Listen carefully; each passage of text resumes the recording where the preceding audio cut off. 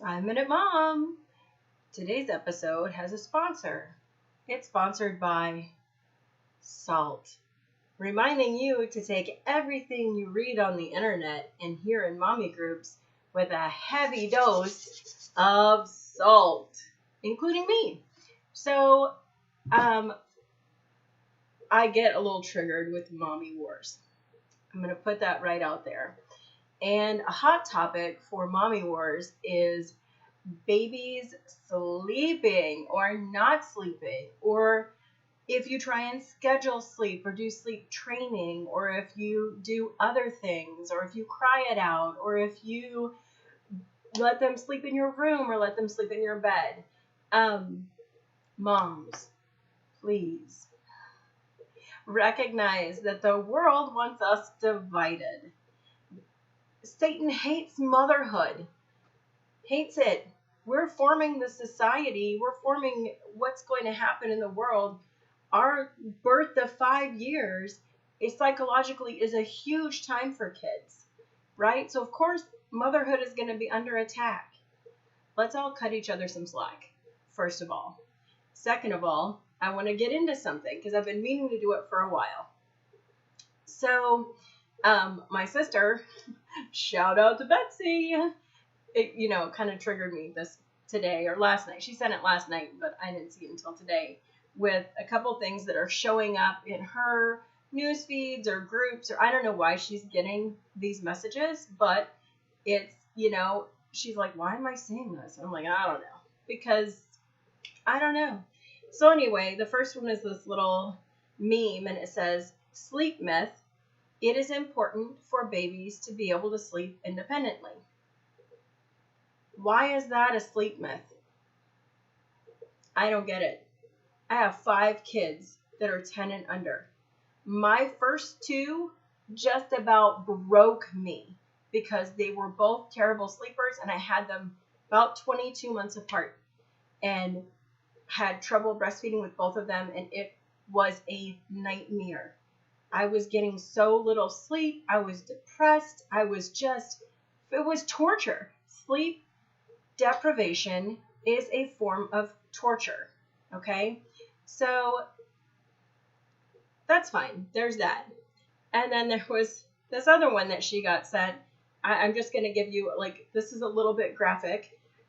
Some of you will definitely be able to completely 100% relate to this.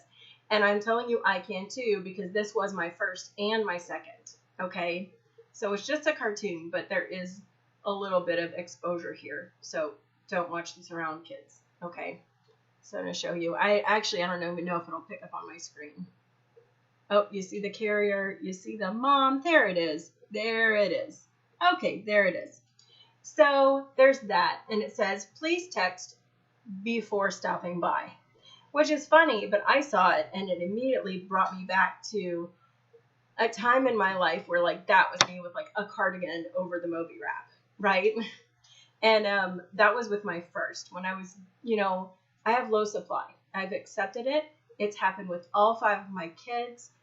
The first pregnancy, the first baby, and the second, I put so much time, energy, money into researching everything, buying everything that I could to help build enough supply to exclusively breastfeed, which is a whole nother mommy wars thing. Not everyone can exclusively breastfeed. It's okay. It's really okay to let it go. I understand it's disappointing, but sometimes it's better mentally to be at a place where you can let it go. So I get that, because that was me. But I didn't think it was funny. I was like, wow, I felt disgusting that in that time of my life. And I know I'm not every mom. I'm just saying from my personal experience, I look back on that and I'm like, I needed a hot shower and clean clothes. I needed to feel human again. So here's the thing, and this is my opinion. So again, have some salt for my saltiness. I have plenty of salt with a lot of things. It helps. This is going to be more than a 5-minute mom, but I'm going to try and make it fast and just direct you to some more expert sources on this. So here's the thing. I don't believe that it is part of God's plan for motherhood and the beauty of motherhood that we put ourselves in a state of mental distress intentionally, right? So sometimes there's no getting around it. I've had 2 really sensitive children that had straight up colic for the first 4 months of their life. It is the hardest thing, hands down, I have had to deal with, because it's just really difficult. Those 4 months are really difficult. And sometimes you do everything you can and there's nothing you can do, right? Except do what you can, which is a whole nother video. I mean, there are some things you can do that may work, but that's for you to research. I'm not an expert. But anyway, totally lost my train of thought. So here's the thing. I don't think God wants us to intentionally put ourselves in a place where we are of poor mental health, where we're not getting enough sleep, where it's dangerous for us to be able to get behind the wheel of a car and drive places. Having said that, I fully believe that the first month to 40 days postpartum, you should have volunteers coming out your ears to clean your house, to take your big kids to the park. When people ask what they can do, really sit down and think ahead of time, what can they do? Meals are great. Meals are great. Picking up groceries and dropping them by are great. If not everyone's husband can take 2 weeks off. Having somebody come to the house and watch the kids and do a load of laundry, shout out to my family who did an awesome job with that. So here's 2 things that I want you to take with a grain of salt. Are you ready for this? I know it's backwards. It says, on becoming baby wise. If you have not read it, you should not give an opinion on it.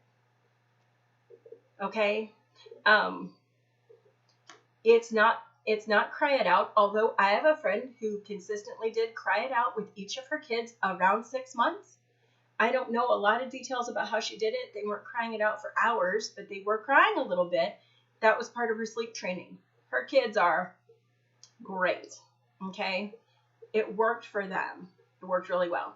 So this book, if you haven't read it, I'm going to recommend that you get it from your library and you read it before you speak on it or before you outright dismiss it.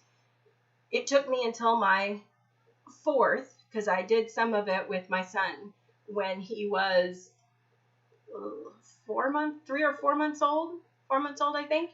And I loved it. I loved the basic structure of it. Okay. I did it 100%. Okay, no, I didn't do it 100%. I did it 75%, 80% with my youngest, who's now a little over a year old. It was amazing. Are there things in this book I do not agree with? Yes, there are. There are plenty of things in this book that are the opinion of the authors that I don't agree with. I know they went on to write some really other funky stuff. That's okay. They totally get the concept of attachment parenting wrong. So if you've read this book and you haven't read anything from the source for attachment parenting, this ain't it. What they describe in here is not attachment parenting. What my sister sent me with those memes and that's not attachment parenting. I'm going to put a link in the description where you can actually hear from the creator of attachment parenting what attachment parenting is. Let me tell you where the common ground is with this little number and with attachment parenting. It's 2 different paths to the same goal. It's 2 different paths to children who are emotionally well-balanced and connected with the ones in their family, their mom and dad, the people that love them, and also, because of that, are able to step out in independence.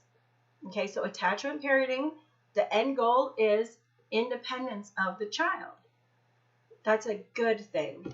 We should all be helping our kids to be independent and to be successful. And there's a whole other video that I'm going to have to do on that topic, but I'm not going to do it right now. So,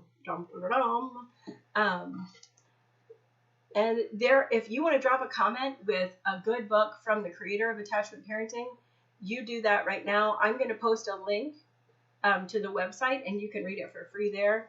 I don't know that there's a link from the creators of BabyWise. Now, like I said, this to me is not gospel, but the basic routine that's here, the only thing I really had to switch was instead of breastfeeding to sleep, I got them to sleep on their own. It took work, but I got them to sleep on their own. And then right when they woke up, we would breastfeed. A very simple change. And that's it. You know, and it took my little girl longer than the schedule they have in here for the ages and, you know, when they transitioned to being able to sleep longer. It took her longer because of her colic. They addressed it in the book. I knew that was going to happen. It says don't give any little snuggly things or whatever. You know what? She has a pacifier, and she now has her bear. She didn't start with that. She has it now because 75% is good enough for me. I'm getting a lot more sleep than I ever have with my other kids. So there's that. BabyWise, you should be able to get it from your library. If you haven't read it, you can't give an opinion on it. Also, attachment parenting. The mom with the jumper, with no shirt, with, you know, all of that. If that's how you lived and you loved every minute of it, God bless you. For a lot of moms, including myself, that was a really depressing time for me, right? And I needed a hot shower and clean clothes to feel human. It's not selfish. It's not. Self-care is not selfish. Getting enough sleep so you're like physically not, you know, mentally losing your mind, physically not mentally losing your mind. Whatever. That's why you take what I say with a grain of salt. Anyway, I will post the description, the link, so you could read up on attachment parenting. And I suggest you read BabyWise. And I suggest you really get comfortable with doing what you need to do and figuring out what that is for self-care. And that's it. And my kids are back. So God bless you. Good measure, packed down, and flowing over. I know that was really ranty. Like and subscribe. Comment. Tell me what you think. You tell me what you do for sleep. Tell me what works for you. It might help another mom that's watching. Bye. Happy Sunday. Oh, today's Monday because I'm going to post this on Monday, even though I made it on Sunday.